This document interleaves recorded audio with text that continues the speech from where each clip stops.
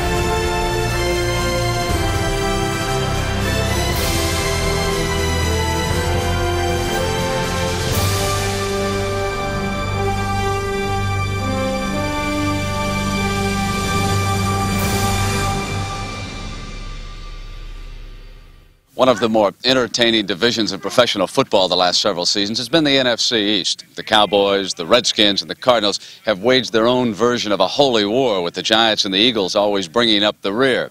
But this year, the Cowboys have been established as a heavy preseason favorite to win that division because on the day of the draft, without disturbing their team, they were able to give to Seattle 3 draft choices in exchange for a Heisman Trophy winner.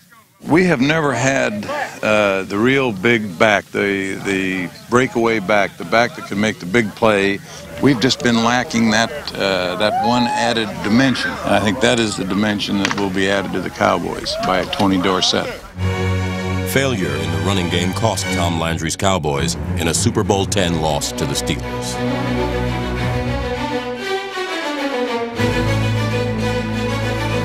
The next year, another power outage at running back short-circuited Dallas against the Rams. We're one player away from winning the Super Bowl. And I promise you, if it was ever true, it was true for that 77 team. We had this puzzle.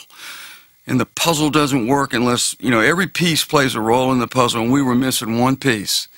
And that was Tony Dorsett. Oh, no. I'm not the final piece of this puzzle. I'm just a guy just trying to fit in. I mean, they already had all these great players, these all-pro players, and guys that are highly visible in the National Football League. So I was just trying to blend in. You see him for the first time, you're wondering, what? This little guy? And then you're a little skeptical because now he's in the pros. And you look at his small stature, and you're wondering if he can do the same things on a professional level that he did on the college level. Tony Dorsett was always a star. He was the nation's best high school player at Hopewell High outside Pittsburgh, an NCAA champion and Heisman Trophy winner at the University of Pittsburgh, and the #1 pick of America's team.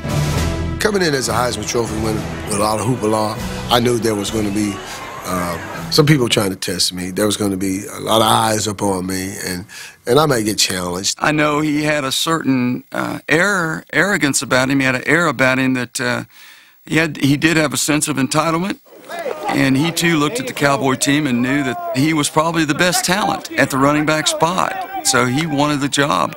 It just didn't work that way. You weren't ever just handed a job. You had to earn it. He was a prima donna. He was a sweet-looking, running son of a gun, and an arrogant guy like me, a self-promoting guy like me, didn't mind. I just wish I'd have got his money. He got way more money than I did.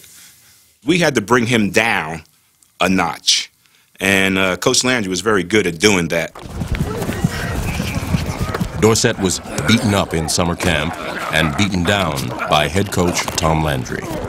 Tom doesn't want prima donnas, and Tom has a way of humbling people. They would tell me, and you got to do this and do that, and he's just going to test you. He plays these mind games, and I got down on myself and was really in the dumps. Everyone else was sky high. This perfect mix of emerging stars and veteran all-pros expected to reach the Super Bowl. Coach Landry ran our team like a corporation. We had goals. We had methods to obtain the goals.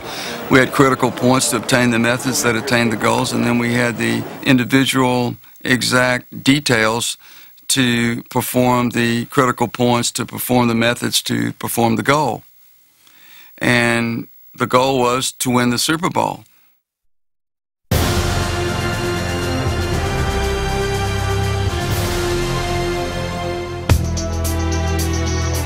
Always in the spotlight, Tony Dorsett began the season as a spot player. It was not the Colt, but the warhorse, Preston Pearson, number 26, who started at running back. With Pearson at running back, Dallas cruised through the early season. I think Preston Pearson was raising a little hell that I'm the guy, I know this system, and you know, you can't just put this guy in front of me. He took a lot of pride in the fact that he was keeping a player like Tony Dorsett on the bench. Here's Roger back to throw across the middle. Preston Pearson wide open, touchdown. Oh my goodness, he was all by himself, 4 yards deep. Coach Landry knew he could always insert Tony in certain situations. So he kind of handled him with kid gloves, only using him in certain situations in games, using him on certain plays that he was very familiar with. Handoff, Dorsett, right guard to the 10, to the 5, touchdown! Tony Dorsett has scored his first touchdown as a pro. We knew eventually that Tony would be the man, and it was just a matter of time before he took over. In a reserve role, Dorsett scored twice against the Giants and displayed the explosive running the team had sorely lacked.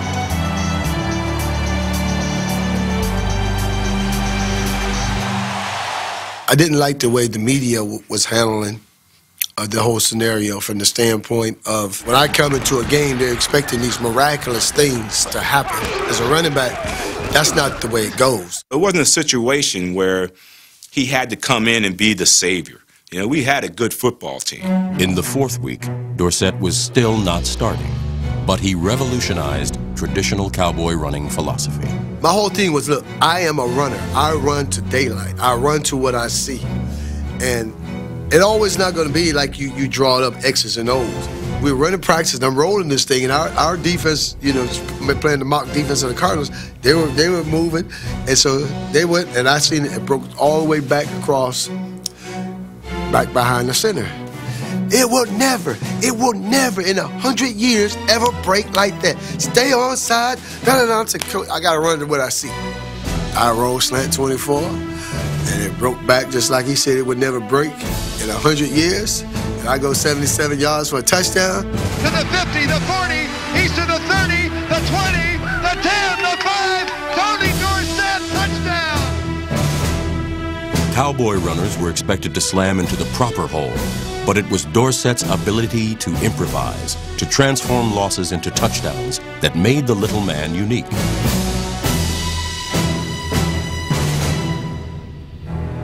Coach Landry changed the way he coached. When Tony Dorsett showed him that he could cut back against the grain or get through holes that nobody else has ever gotten through before. And the next day in the meeting, Coach Landry comes in and he says, okay, Tony's a different type of runner. What you guys are going to have to do as offensive linemen, you're just going to have to put your hats on your guy and keep your hat on him, and he's going to run to what he sees. From that point on, I never had another problem. I was able to become TD, and be myself.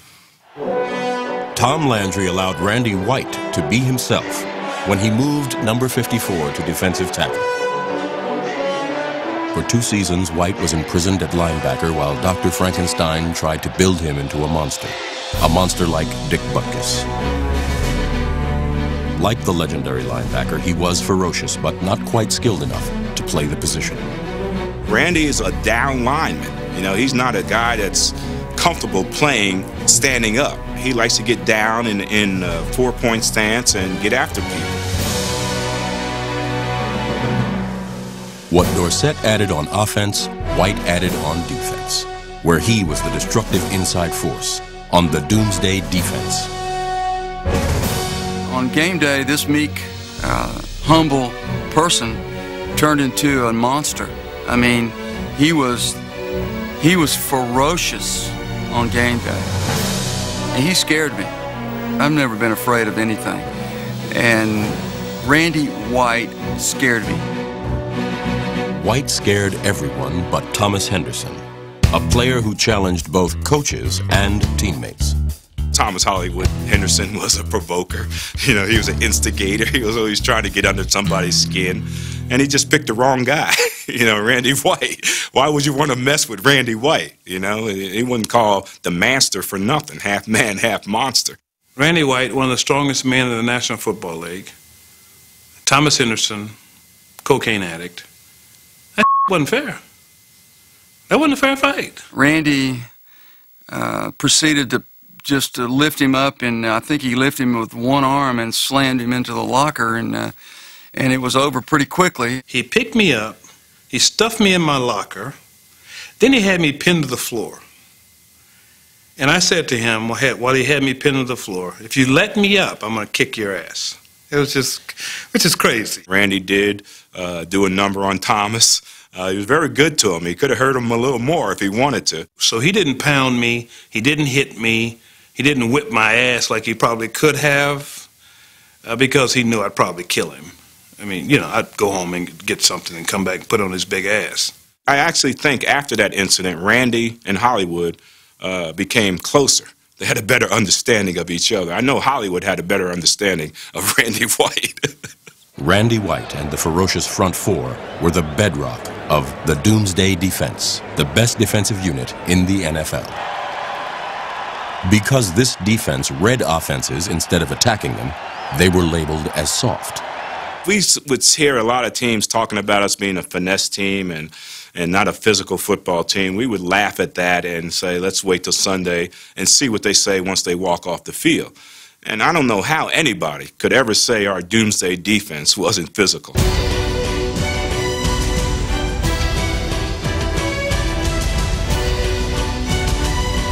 Doomsday was versatile and violent.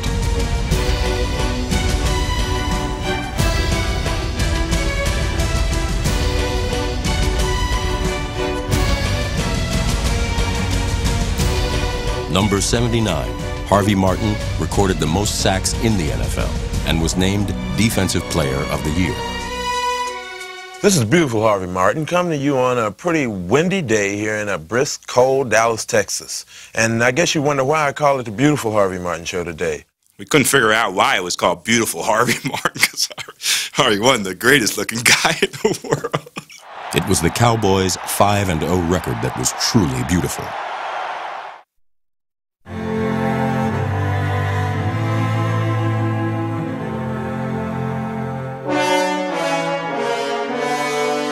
The team's perfect 5-0 record in 1977 did not satisfy their perfectionist head coach. He was more of a disciplinarian than he ever was and didn't let us get away with anything. His critiques on the games, after the games we played, we would win the game 30 points or so, and we'd go to that meeting on Monday afternoon and it'd feel like we lost. You know, he'd beat us down. He would never let us feel comfortable with what we had accomplished. It was a great motivation to avoid Coach Landry looking at you, because when he'd look at you and you knew that he was looking at you because you did something wrong mentally, then you just wanted to crawl under the carpet. You know, it's hard to accept as a player his aloofness and the fear that we had for him, being men ourselves and fearing this man. If you really wanted to get a picture of Tom Landry, it would be in Thousand Oaks, California, with him on that two-story apparatus with a bullhorn. That's about as close emotionally that you got to him. But the dour coach hid a whimsical side. Do you know me? I'm one of the best-known cowboys in Texas. But a lot of people don't recognize me in a cowboy hat. So I just carry the American Express card. It can help you out in plenty of tough situations, because you never know when you're going to be surrounded by redskins. Howdy. To apply for the card, look for this display and take one. The American Express card. Don't leave home without it.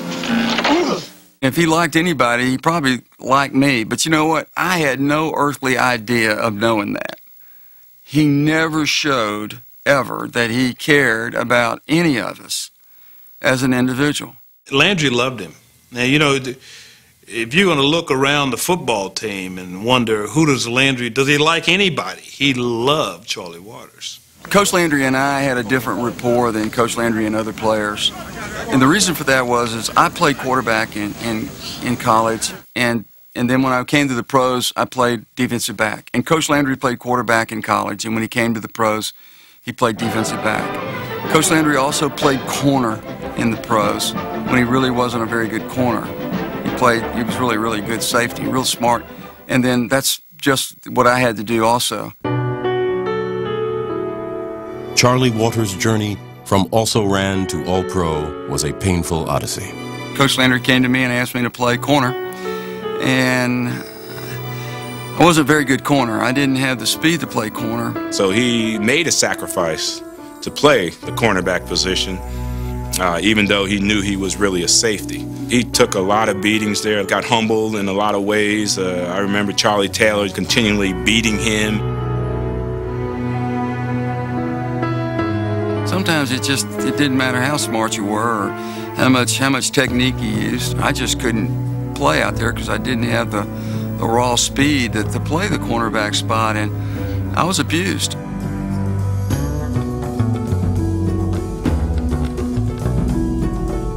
I've been exposed to a lot of hell at the cornerback spot. I got booed at Texas Stadium, and and that was hard. And I got beat for touchdown passes in games to where when I'd go to practice the next day, I'd have to sit in the room with the offensive team, and Coach Landry would point out that I lost the game. And, he was real blunt about those sort of things. And so it taught me how to deal with adversity. He paid his dues at cornerback, and it's amazing that it didn't ruin his psyche. Knocked down but never counted out, Waters finally earned the admiration of his head coach. Coach Landry got up in front of the team, and of course this is a game that I lost the game for him. And he said to the team, he said, look, Charlie had a tough day yesterday. That's an understatement. And he said, but if I'd had 45 guys that tried as hard as he did, he said, I wouldn't have lost a game in my whole career of coaching.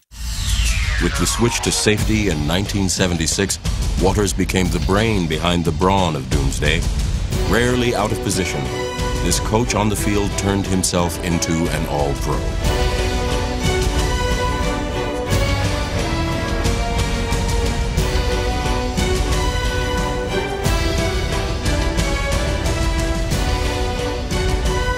Charlie is the smartest football player I ever played with, and he had to be because he had to tell me the damn play most of the time.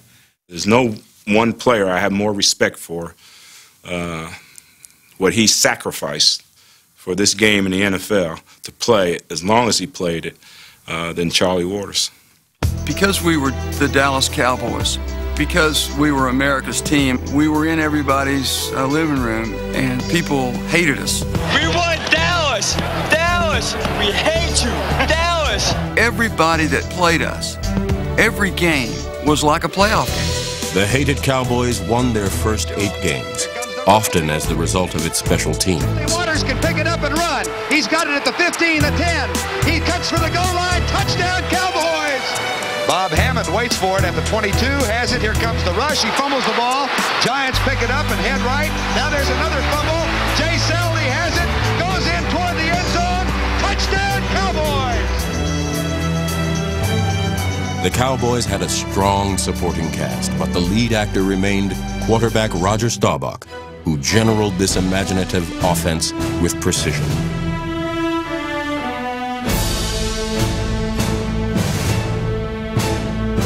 With the game on the line, Captain Comeback sought out Mr. Clutch, Drew Pearson, number 88.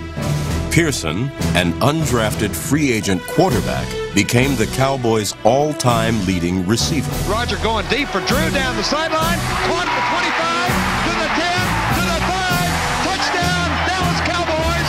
And you would not believe the spike that Drew Pearson just put on that ball. Clutch. Yeah, they called him Clutch. What he brought to the Cowboys, though, was every week he vomited on the field. You know, he threw up. And I would throw up, too, if I was as skinny as he was. But he'd walk over to Tom Landry on a timeout and just throw up. And everybody on the defensive side of the ball just loved Drew Pearson because they knew how tough he was as far as performing when you had to perform. You trusted him. You knew that he was going to give up his body over the middle. And he was a twig. He weighed 160 pounds, 150 maybe. He was just a guy you could count on. Yeah, I think it's a combination of things that happen that put you in a position to make those big plays. And the number one thing is you got to have the confidence of the coach to call your number in those situations. You don't have his confidence, you definitely have to have the confidence of the quarterback. And I had Rodgers' confidence. While Pearson looked slow, no one was fast enough to catch him.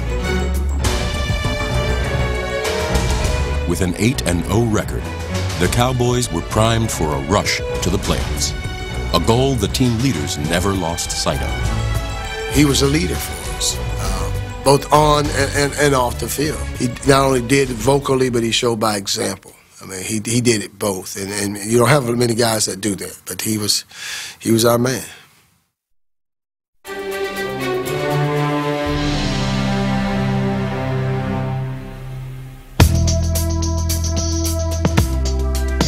For the 77 Cowboys, the glow of 8 straight wins was dimmed by Tony Dorsett's failure to become the Cowboys' starting running back. Number 33 remained a pinch hitter because he could not grasp the complicated offense. 1977 seemed like a lost season for Tony Dorsett. I kind of almost gave up on that year, you know, until Coach Landry really pulled me in right before that 10th game of the season and told me he had been expecting me to start by now and that I need to just apply myself and work and act like I care out on the football field because I was down. I was down, you know, here we're late in the season and I'm not starting, so I'm not feeling very good about that. In Week 10, the NFL's most sensational substitute finally became a starter. Dorsett had earned his Cowboy spurs and prodded Preston Pearson to the bench. Preston's a smart player, smart individual, and he realized eventually that Tony was going to have to be the man. So Preston got in the mode of, how can I compliment Tony Dorsett? When Tony ended up taking the job as the starting tailback from him, they moved him to the third down specialty back. And Coach Landry had special plays set up just for Preston Pearson. He ended up being the most specialized player of the NFL. He created a new position, the third down back.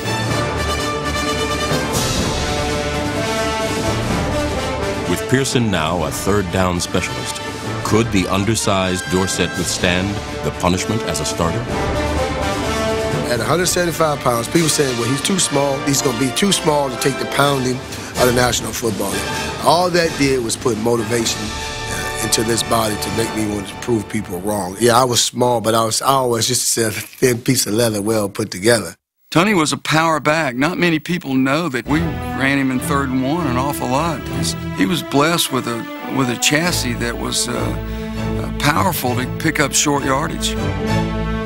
Tony was different than any back that had come into the NFL at that time, and that he had blazing speed.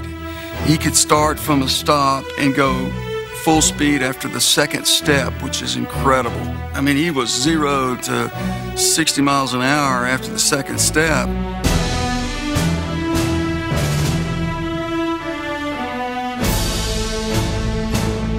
Dorsett coming left. He's out to the 30. Breaks to the right, 35, 40. Still on his feet at the 50. One more block. He might go. He's at the 30. He's being chased at the 20, the 15, the 10. Touchdown, Cowboys! He had that vision, great vision. And he could also see into the future.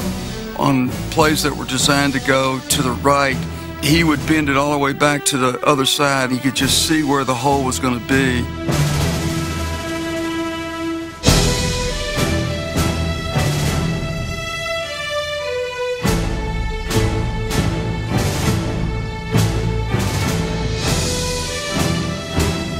handoff goes to Dorsett, dances into the secondary and heads left. The 30, the 40, comes right to the 50, to the 40.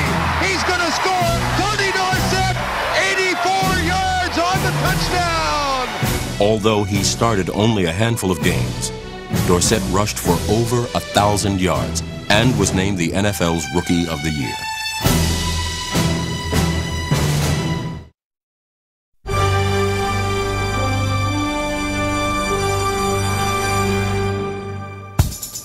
The city of Dallas treated its heroes like Hollywood celebrities. We were it in Dallas. We were like icons, rock groups, rock stars. There was Michael Jackson, then us. We played hard, we practiced hard, we worked hard, and we partied hard. We were a partying football team. Great time to be a Dallas Cowboy. A great time. Once we got somewhere, you know, like a club or something, the line would be wrapped around the building, and of course, here comes the Dallas Cowboys. Right away, we're ushered in, and once we're inside, the attention that we would get would be phenomenal. A lot of things we did back then, I'm sure it wouldn't be acceptable nowadays if we had gotten caught, but we didn't get caught. We had a good time doing it. You were exposed to just about anything that you wanted to be exposed to, and we were hoping that all of us with the Cowboys kept it together. One player that Tom Landry could not keep together was Thomas Henderson, a burr under the head Cowboys saddle. I came into the Dallas Cowboys with a lot of disciplinary baggage. I just didn't like authority. My rookie year, when I came to training camp, he said to me, "You're going to have to shave that beard." I go, what are you talking about, shave my beard? I didn't come here to shave my beard. I came here to play football. What do you mean shave my beard? I'm not shaving my beard. In 1975, both Henderson and number 54, Randy White, competed for the same linebacker position. So he put me and Randy White in competition for the strong side linebacker position. I embarrassed Randy White as a linebacker. I could cover the tight end. I could cover the back out of the backfield. I could whoop a tight end. After we compete for this job, and I've won the job, instead of Landry saying, "Thomas, you're my starting strong side linebacker," of course I was out of position. I'm a weak side linebacker from heaven. I played out of position my whole career. After he told Randy White, "You go to defensive tackle," he says, "Now, Thomas, you're competing with Mike Heckman now," which really angered me. I mean, I was angry because, frankly, I had beat Randy White out for the strong side job, but he didn't give me that job until the beginning, the first game of the season. And when I got the job, he said to me, "It was really close." You know, it was really, really close, you know.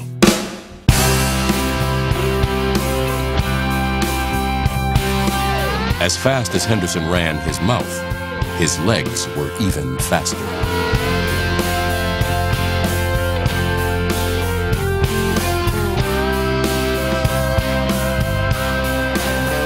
Thomas Henderson was the most flamboyant Cowboy, a player who gave himself his own nickname, Hollywood. Tom, ever since I've known you, you've always been very low-key, very cool, very laid back. Are you really serious about all this Hollywood stuff? Oh, no, Jane, it's a mere myth.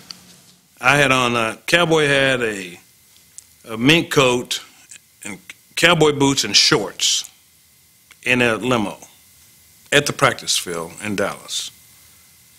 So you either call somebody like that damn fool or Hollywood. So he was charismatic and he was charming. You know, a lot of people on the team did not like him and hold it against him to this day that he brought so much attention to himself. Coach Landry said, "Thomas, you're not going to play." He said, "You're not going to start." It was a Saturday morning practice, which is pretty much the dress rehearsal. Thomas put on a pair of combat boots, walked outside, crossed his arms, and didn't move. And he told Coach, he said, "You can replace me, but you can't duplicate me." He said, "If I'm not starting, I'm not playing." Hollywood was such an athletic marvel that he turned defense into instant offense in 1977.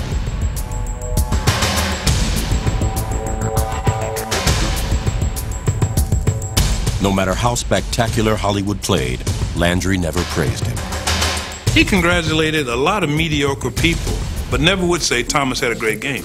Congratulating Thomas is kind of like pouring gasoline on a fire. On the field, he often appeared disinterested. Off it, the X's and O's bored him. One day, we're in a meeting room, watching film, and the lights are off. And I look around, and Thomas was sleeping while Coach Landry was running the film. I had a nightlife. And, the nightlife, didn't coincide with 8 a.m. or 9 a.m. Dark room projectors clicking to put you to sleep. And so Coach Landry got up and went over and flipped the lights on. He said, Thomas? What do you do with those glasses on this dark room? I said, because I'm cool. And when you're cool, the sun is always shining. While Hollywood reveled in his celebrity, the Cowboys' offensive line took invisibility to its extremes. Although they were the backbone of the high-scoring Cowboy offense, they took offense to any number but 0. That's what 0 means, is nothing, and these guys got no publicity whatsoever, and they prided themselves on never being interviewed, never did any appearances as a Dallas Cowboy, never bringing attention to themselves, and rarely would the coaches ever mention them. Only time they talked was when they were in that clique, in the 0 Club, and the only time they were really asked to do interviews is when they, did something negative. They relished being the 0 Club and not have people talk about them. It was a catch-22 because next thing you know, they become popular. Here we are talking about the 0 Club, and, that's just not right. You're not supposed to do that. Nobody's supposed to get any publicity. 0 was not a number associated with the offense. Dallas piled up points like a pinball machine. They won their last 4 games to finish the season with a 12-2 record. Super Bowl 12 was clearly in their sights.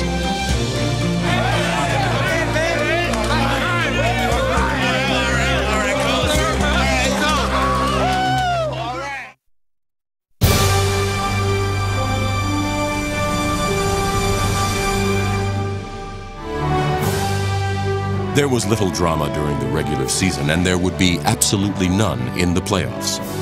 The championship chase began with a mismatch against the Chicago Bears. Defensively, the whole game plan, all we heard all week long was stop Walter Payton. We stopped Walter Payton. We got a good chance to win the football game. We knew that they weren't going to be able to handle our defensive line. And Walter Payton was a great running back. The flex defense was designed to stop the run.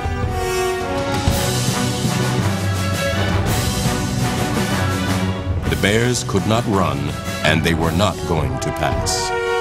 They had a quarterback named Bob Avellini. There's not much chance Bob Avellini, is going to beat the Doomsday defense.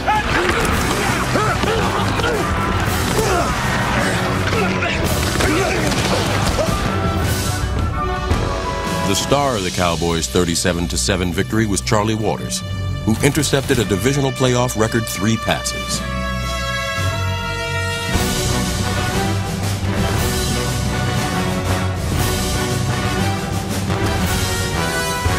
Tony Dorsett rushed for almost 100 yards and scored twice.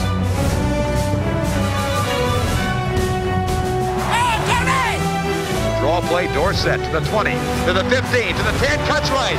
He is at the 5, he scores, touchdown!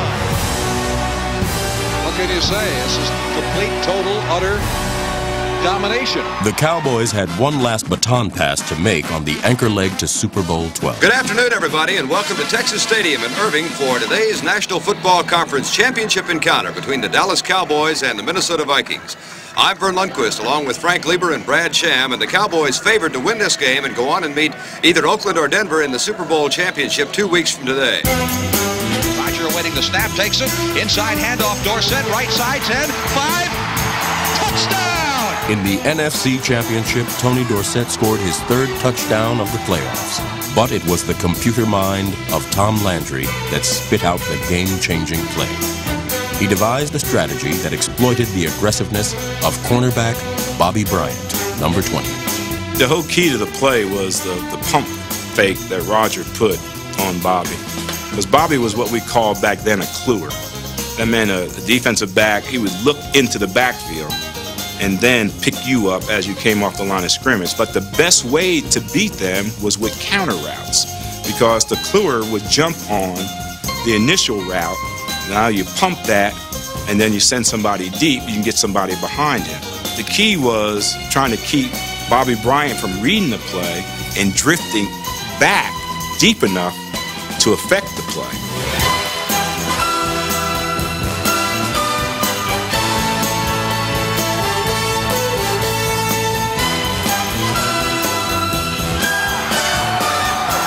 The 23-6 triumph propelled the Dallas Cowboys into Super Bowl 12. New Orleans, here we come. Every player that plays the game, the ultimate thing is to get there to the Super Bowl. We've made that mistake before by saying all we want to do is just get there. And we did that in '75, and we got there and lost to the Pittsburgh Steelers. So this time around, we weren't just satisfied with just getting there.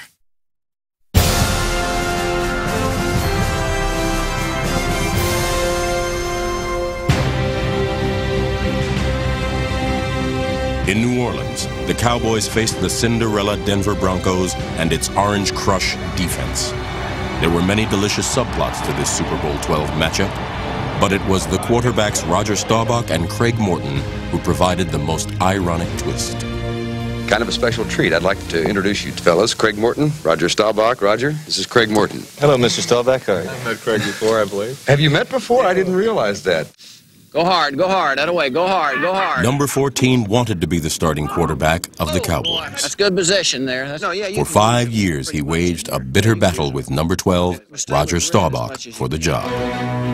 Landry was so indecisive, so unsure of who should lead his team, that in one game he alternated the two quarterbacks on every play.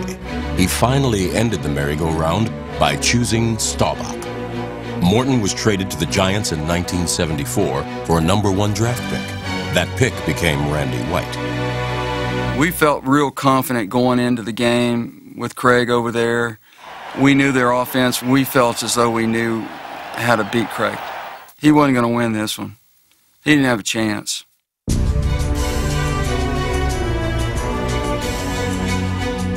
It was doomsday in the dome. Another day at the office for the defense. Fold, spindle, and mutilate. They overwhelmed Morton and held the Broncos to just 35 yards passing. The worst thing that Craig had going into that game was the fact that he played for the Cowboys and the fact that Coach Landry knew him so well. The one thing we knew that he couldn't do was run. He had no legs to run. He couldn't scramble. So our whole philosophy on defense was to collapse that pocket around him. We designed so many blitzes on the field. I got to where I was changing blitzes on the field, drawing it up on the ground. We had a blitz with me going up the middle, and I met the fullback that was designated to block me, and I got through him and got an arm up on Craig's chest and pulled his shirt, and the ball just floated right into Randy's hand. Doomsday was pretty much unstoppable in that game. Their offensive line couldn't stop him. Craig couldn't get rid of the ball. And when he had time to throw the football, our defensive backs, our safeties were covering up their receivers. Morton will throw, has time this time. Nope, Hennessy lets it go. It's intercepted again. Picked off by Aaron Kyle. Suffocating defense allowed Landry to make an aggressive play call in the first quarter. With it 4th and 1 from the 3, the usually conservative coach disdained 3 points for 6. Ball at the 3-yard line. Staubach has it, hands it off to Dorsett, drives, touchdown! Well, actually, we kind of knew we had this game won at halftime. We were pretty much counting our money at halftime. We were in control. I mean, we would really had to fall way off the cliff for us to lose this game. He had plays in there to take advantage of what these guys were given to hit them for big plays to get the ball in the end zone. The first dynamic play squeezed the juice out of the Orange Crush defense.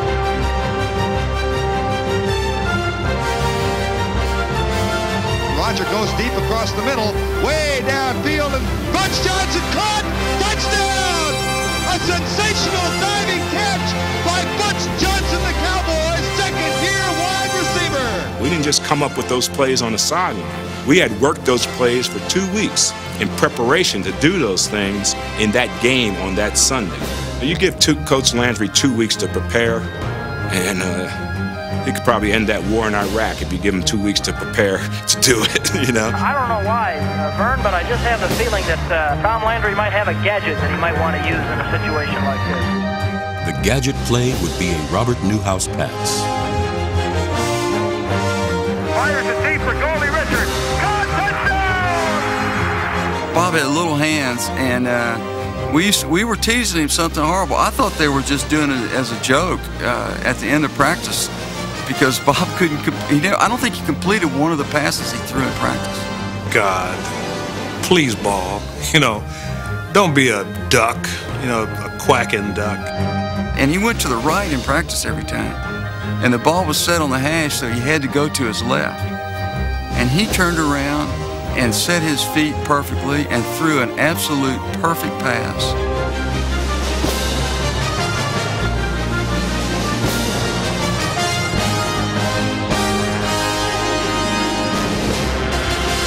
I'm gonna slam this over the goalpost for the Orange Crush after this game. Get Tony over there. Nah, man, I'm over here. Now you get it. I'm celebrating. You go over there and talk to it. The Cowboys had buried Cinderella. They stole her handbag, crushed her corsage, and shattered her glass slipper.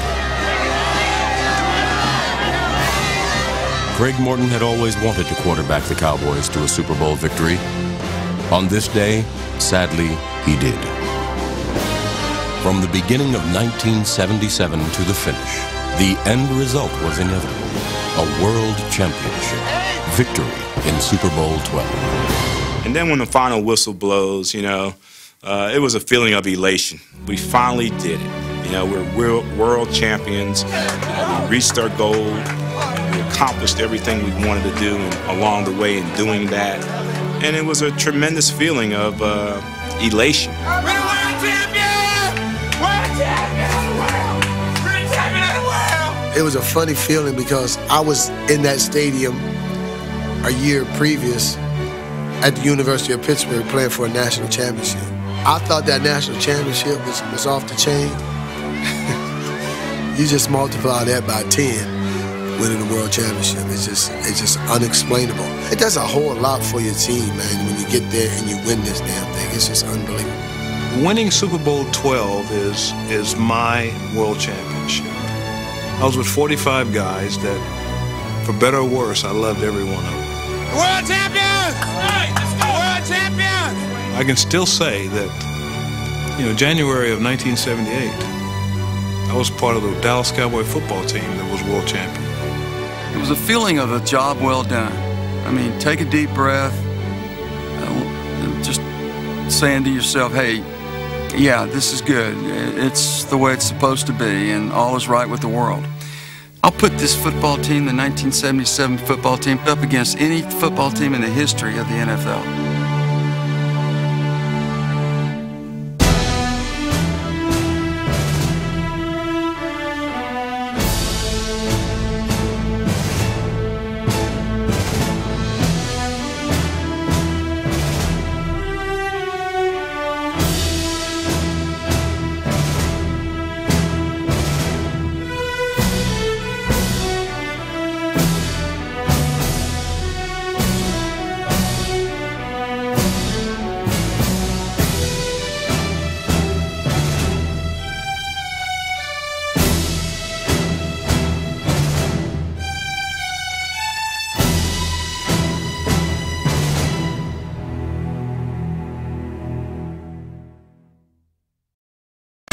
For additional video content, photo galleries, and more from America's Game, visit NFL.com/AmericasGame.